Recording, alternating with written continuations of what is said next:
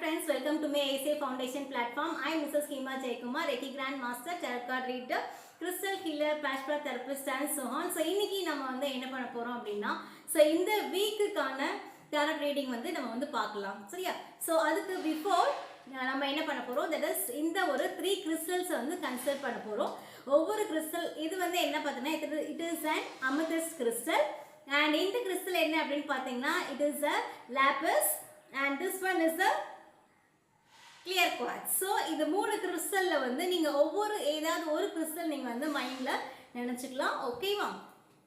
So இப்போ இந்த மூணு கிறிஸ்டல்ஸ்க்குமே வந்து நான் வந்து டாரட் ரீடிங் எடுக்க போறேன். சோ அதுல டாரட் கார்டு எடுக்கும்போது நம்மளோட யூனிவர்ஸ் வந்து என்ன சொல்ல வராங்க அப்படின்றத நம்ம வந்து பார்க்கலாம்.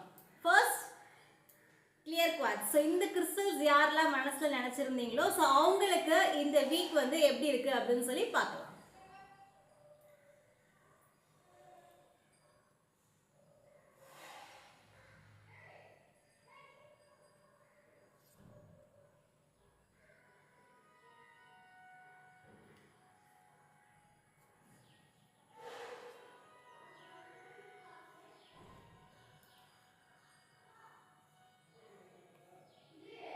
That is இந்த crystal choose பண்ணவங்களுக்கு clear quartz crystal choose பண்ணவங்களுக்கு என்ன வந்திருக்கு அப்படின்னு சொல்லலாம். இந்த வீக் உங்களுக்கு எப்படி இருக்கும் அப்படின்றதை நான் வந்து சொல்றேன். Okay,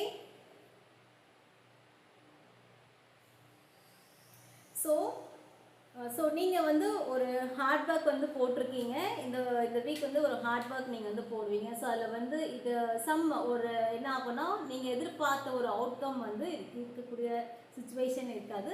at the same time நீங்கள் என்ன பண்ணுவீங்க அப்படின்னா that is you are going to self analyse நீங்கள் வந்து இந்த வீக் நீங்கள் பண்ண ஆரம்பிப்பீங்க. ஸோ என்ன எனக்குள்ளே சேஞ்சஸ் பண்ணணும் அப்படின்னு சொல்லிட்டு நீங்கள் இன்வேர்டாக உங்களுக்குள்ளே இருக்கிற விஷயத்தை நீங்கள் டேலண்ட்டை நீங்கள் பார்க்க ஆரம்பிப்பீங்க.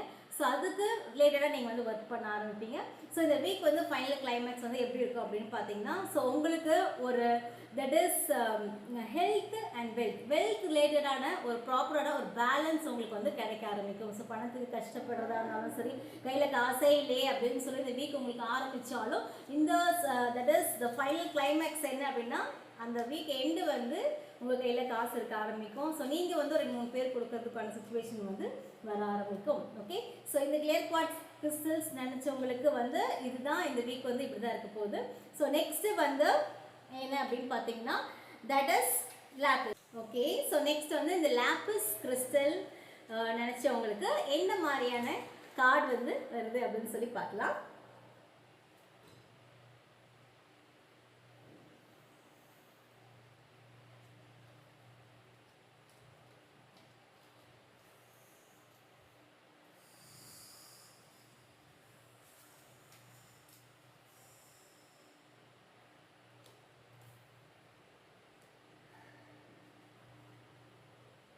ஓகே, ஸோ இந்த கார்ட் இஸ் லாப்பிஸ் கிறிஸ்டல் நினச்சவங்களுக்கு இந்த வீக் வந்து எப்படி இருக்குன்னு சொல்லி பார்க்கலாம்.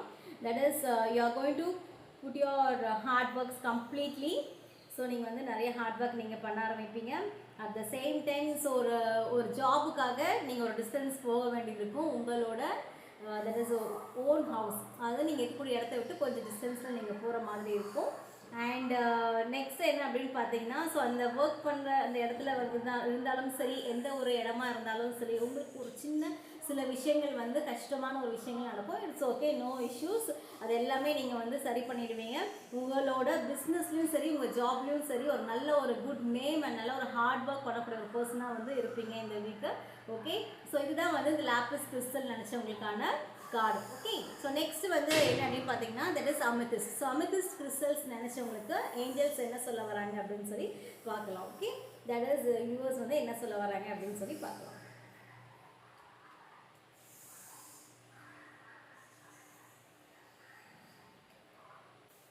ஓகே, ஸோ இந்த கிறிஸ்டல்ஸ் நினச்சவங்களுக்கு அமெத்திஸ்ட் கிறிஸ்டல் நினச்சவங்களுக்கு வந்து இந்த வீக் வந்து எப்படி இருக்குது அப்படின்னு சொல்லி பார்க்கலாம்.